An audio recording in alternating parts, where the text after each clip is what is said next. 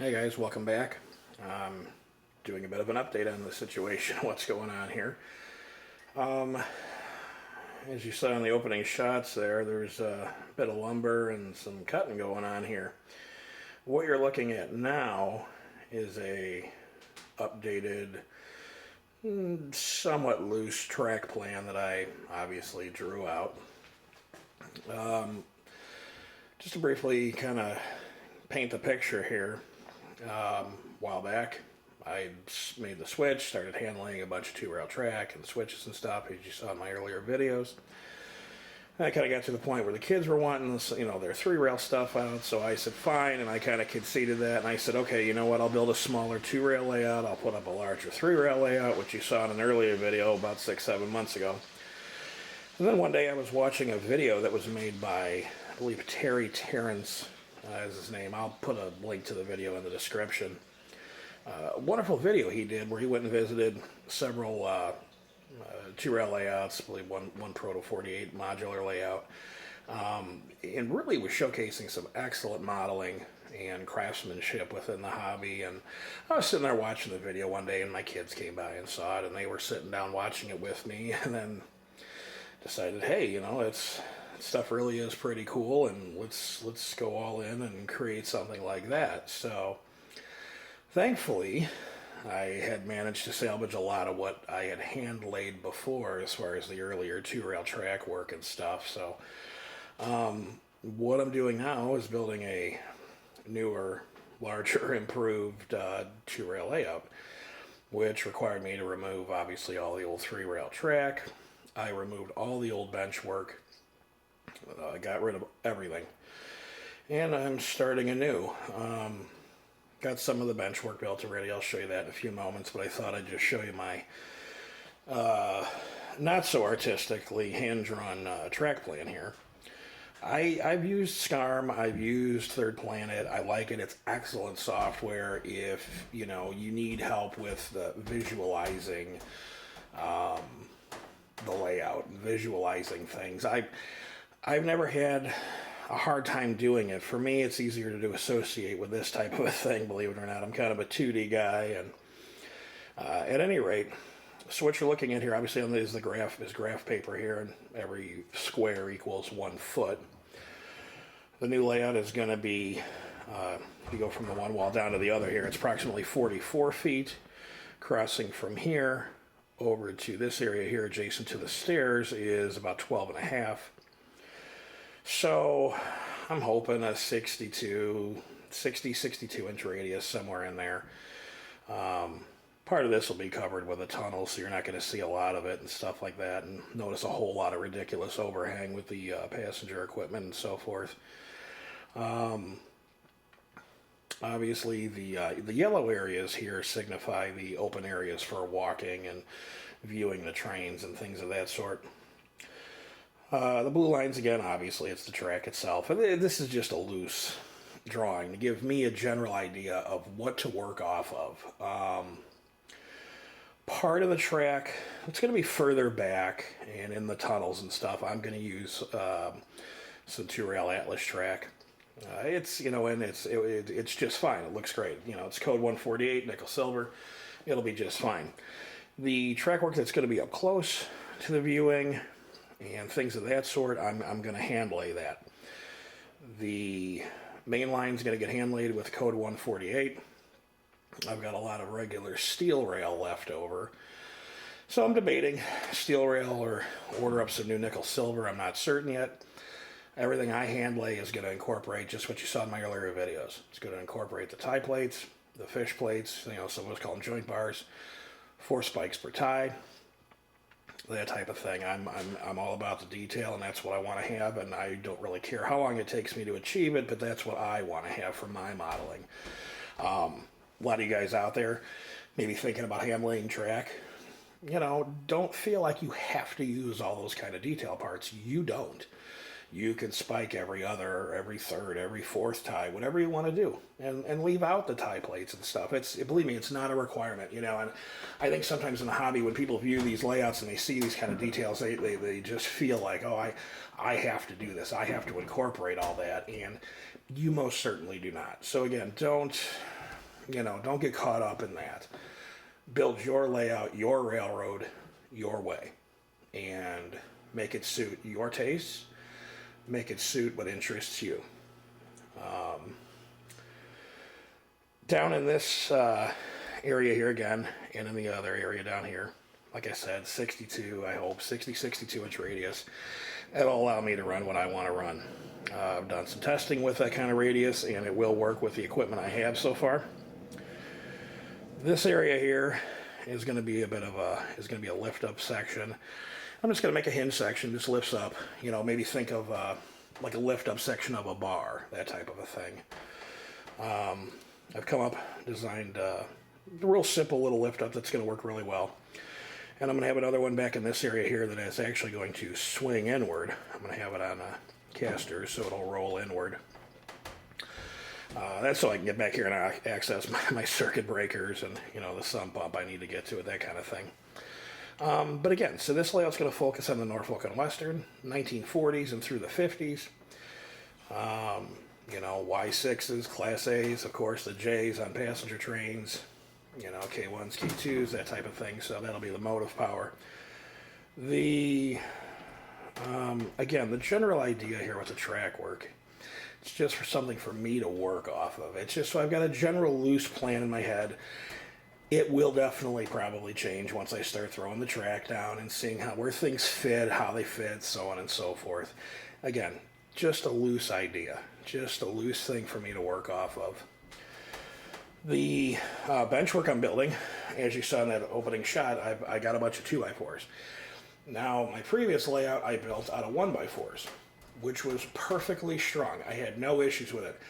I am not a small guy, and I was able to crawl around on top of my old layout just fine. I never had any issues or problems.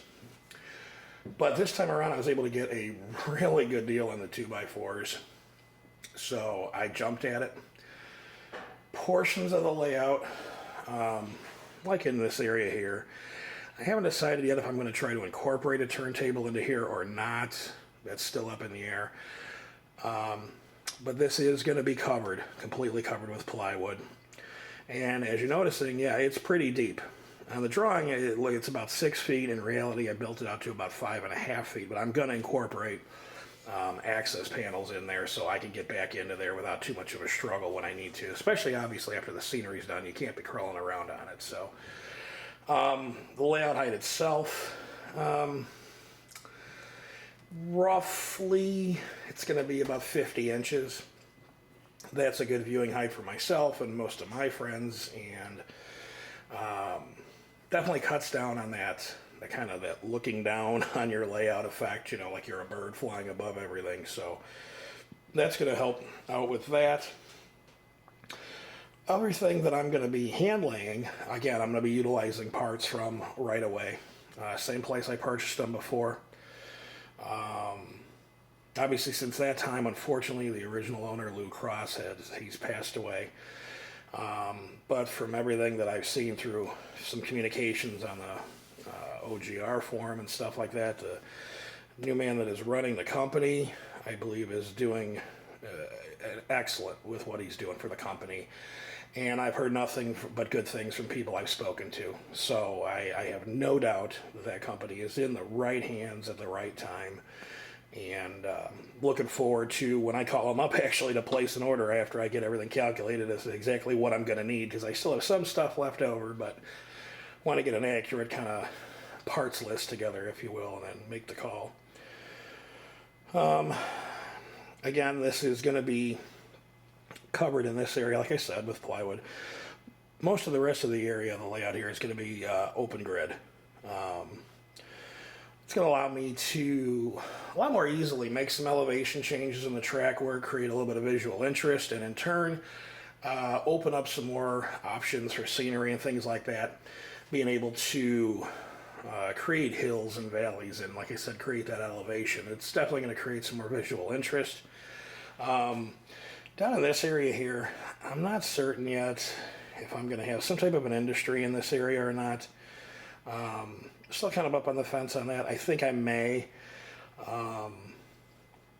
maybe a cold tipple, something along those lines. I'm not sure yet. It's like I said, I'm still kicking it around, and I may incorporate a turntable or something somewhere in this area. Again, that's up in the air as well. But I wanted to give you a shot of this, kind of show you what I'm doing. For all you guys, obviously, that have subscribed and been watching my videos, even though this is going to be a 2-rail layout, there's still going to be a ton of things going on that are going to apply to 2-rail or 3-rail, any scale.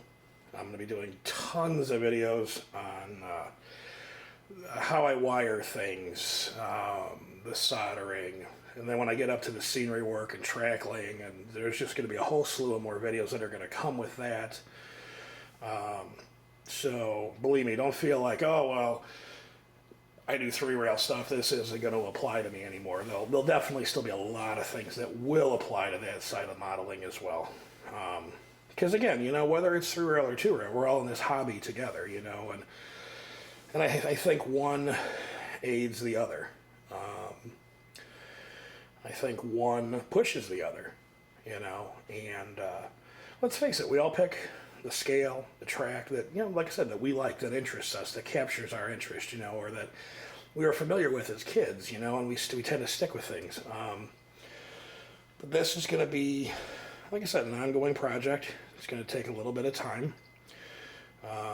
That said, I'm just going to go ahead now and just turn the camera, let you guys see what I've been working on so far to this point. So bear with me here. And again, this is just a basic overview. So far on this side over here, there's approximately 20 feet of bench work that's in place. I've got another 8-foot section over there that I have. Obviously, those two will be connected. It's probably going to be a bit of a drop section connecting those two, because I'm going to incorporate a bit of a curved bridge in that area. I think it'll really create a little bit of visual interest. And the other thing is, I'm not trying to recreate a certain segment of the Norfolk and Western to a T. I'm just after creating the general feel of it. You know, you look at an image or you look at future videos and you go, yeah, wow, that, you know, that screams N&W to me, you know, and that's what I'm after. I'm not after a foot-by-foot recreation. So I'm going to be putting backdrop and stuff back up. Obviously, I still have some of it up from before, but as you can see there with the change in the benchwork height, I'm going to be trimming the masonite down. And that's all going to be getting put back up. Eventually, that's going to be getting covered with backdrops from probably Backdrop Warehouse. I'm not sure yet. Again, still, you know, tossing it around, but that's the plan for now. Again, as you can see, you know, all 2x4s, and got a great deal on it, so I can't complain. The new 2-rail layout, I'm going to be utilizing DCC from NCE for command control, as well as operating other accessories and things that I'm going to incorporate onto the layout. So I'm still definitely in the learning phase for that. I'm definitely doing my reading right now and trying to learn what I can, and you know, absorb it and soak it all in and stuff like that. So but when it comes time for that, you know, I'm going to video a lot of that, and you'll see the successes and failures as they happen. You know, I'm not going to hide any of that stuff. It's part of the hobby, you know, the good, the bad, the pros, the cons. You know, it's not all instantly, you know, oh, plug it in and oh, everything magically works. You know, that's the goal. You know, you want to have that, but again, it doesn't always happen that way. So the area you're looking at right now, let me widen back out a bit. This view of the layout here, I'm going to take you back down to my wonderful drawing, just to give you a reference point, is this section down here. It's this area. That's what you're looking at so far. So I'm going to take the camera off. I'm going to pan it around so you can see the rest of the space where the rest of the layout's going to be going. So it's going to get a little bit shaky. I apologize for that, but give me just a second here. Okay. So again, this area down here is this portion of the layout, pretty much the portion in the camera view right now. Now, to show you the rest of it, I'm going to walk down here and just kind of turn back around a bit.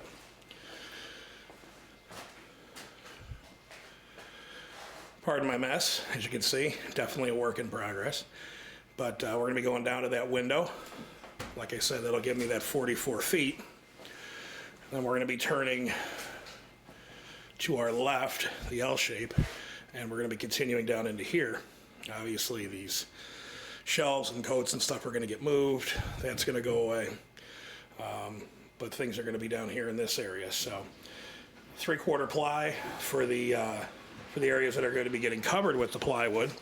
And then also we're going to be utilizing the same plywood for the portions of the layout that are going to be the open grid area too, you know, for the track work to rest on. So looking forward to that.